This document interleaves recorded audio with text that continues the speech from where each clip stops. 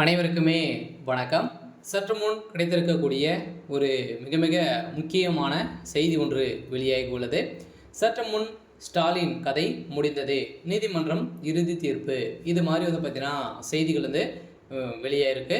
இப்போ முதல்வர் ஸ்டாலின் அவர்கள் வந்து பார்த்தீங்கன்னா வசமாக சிக்கிக்கொண்ட திமுகவுடைய தலைமையகமே வசமாக சிக்கிக்கொண்டு இருக்காங்க இல்லையா? அது இந்த டாஸ்மாக் உடைய நிறுவனத்தில் நடந்த ரைடின் அடிப்படையில் திமுகவுடைய தலைமையகம் வசமாக சிக்கி கொண்டிருக்காங்க. அதேமாதிரி உதயநிதி நண்பர்கள் அனைவருமே சேர்ந்து தான் இது கூட்டுக்கலவாணிகளாக சேர்ந்து தான் பார்த்தீங்கன்னா இப்போ இந்த 1000 மெகா ஊழல் வந்து நடந்திருக்கு அப்படின்றத நிரூபணமாயிருக்கு இல்லையா? இந்த டாஸ்மாக் உடைய நிறுவனத்தில் நடந்த ரைடின் அடிப்படையில் இரண்டாவது முறையாக வந்து பார்த்தீங்கன்னா 3 நாட்களாகவே ரைடுகள் நடந்தது. அதே மாதிரி தொழிலதிபர்கள், அதே மாதிரி உதயநிதி ஸ்டாலினுடைய நண்பருடைய வீட்டில், அதுக்கப்புறம் பார்த்தீங்கன்னா உதயநிதியுடைய வீட்டிலும் ரைடுகள் வந்து நடந்தது.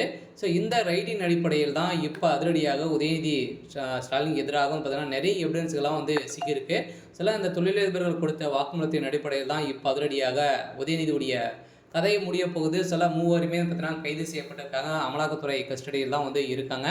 இதை பற்றி இந்த வீடியோவில் நம்ம முழுமையாக பார்க்கலாம். அதுக்கு முன்னாடி நம்ம சேனலுக்கு வந்து இப்போ தான் நீங்கள் முதல் முறையாக வந்திருக்கீங்க அப்படின்னா மறக்காமல் நம்மளுடைய சேனலை வந்து சப்ஸ்கிரைப் பண்ணி சப்போர்ட் பண்ணுங்கள். வாங்க வீடியோக்குள்ளே போகலாம்.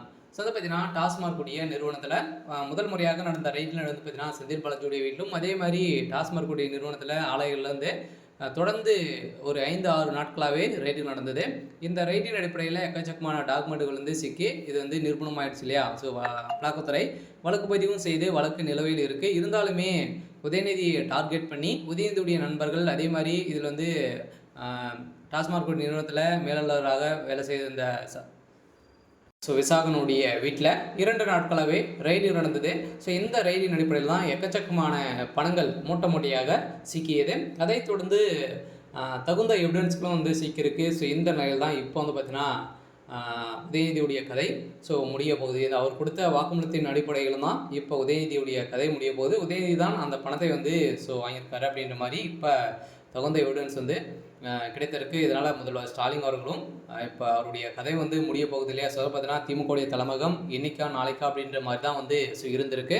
இருந்தாலும் திமுகவுடைய எது செய்தாலும் திமுகவுடைய தலைமையகத்துக்காக தான் இருக்குது. இருந்தாலும் உதயநிதி ஸ்டாலின் அவர்கள் வந்து துணை முதல்வர் ஆனதுலேருந்தே அவருடைய வாய்க்கொழுப்பாலே வந்து பார்த்தீங்கன்னா அவர் வந்து அதிகாரத்தை வந்து பயன்படுத்தி நிறைய மக்களை அவமதித்து இப்போ வந்து பேசி இது மாதிரி வந்து நிறைய ஊழல் நிறைய பிரச்சனைகள்லாம் பார்த்தீங்கன்னா செஞ்சுருக்காரு.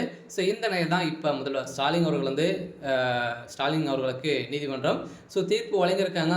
இன்னும் ஒரு சில தினங்களில் மத்திய அரசு வந்து பார்த்தீங்கன்னா கொடுத்துருக்கக்கூடிய ரிப்போர்ட்டின் அடிப்படையில் கூடிய விரைவில் முதல்வர் ஸ்டாலின் அவர்களுக்கு நீதிமன்றம் தீர்ப்பு வழங்க போகிறாங்க அப்படின்ற மாதிரி தகவல் வந்து வெளியே இருக்குது. ஓகே. இன்னைக்கான அப்டேட் வந்து பார்த்தீங்கன்னா இதுதான். மறக்காமல் நம்மளுடைய சேனலை வந்து சப்ஸ்கிரைப் பண்ணி சப்போர்ட் பண்ணுங்கள். தேங்க்யூ.